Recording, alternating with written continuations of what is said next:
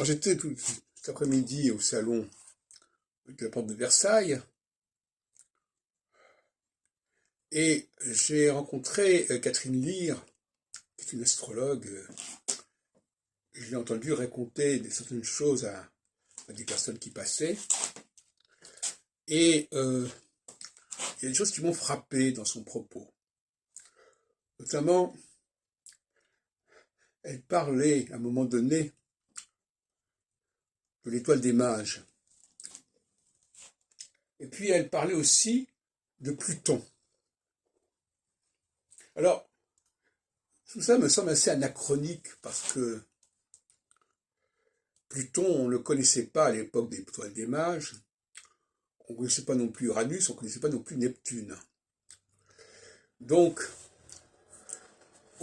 les astrologues aujourd'hui ont un problème avec l'astrologie antique parce qu'ils n'y trouvent pas ces planètes qui ont une vitesse de révolution assez lente.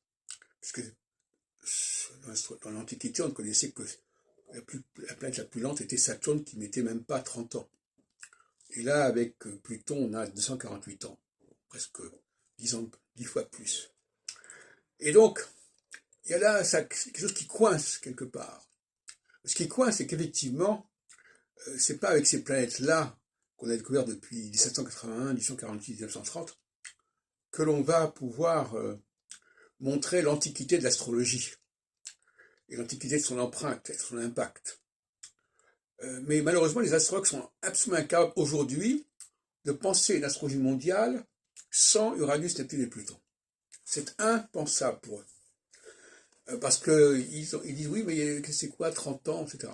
Cela dit, il y a 1000 ans, Albert Mazar avait trouvé une solution, c'était de combiner Jupiter et Saturne et de voir que tous les 200 ans à peu près, la conjonction Saturne-Jupiter, qui ont lieu tous les 20 ans, se retrouvait dans une autre triplicité. Il changeait, il parlait de... C'était plus en signe de feu, c'était en signe de je sais pas quoi.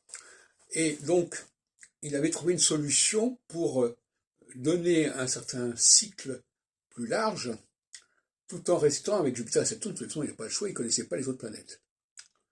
Donc tout ça me gêne beaucoup, enfin si on peut dire, mais ça fait partie de ces situations dans lesquelles l'astrologie s'est mise d'elle-même dans des situations absolument ingérables.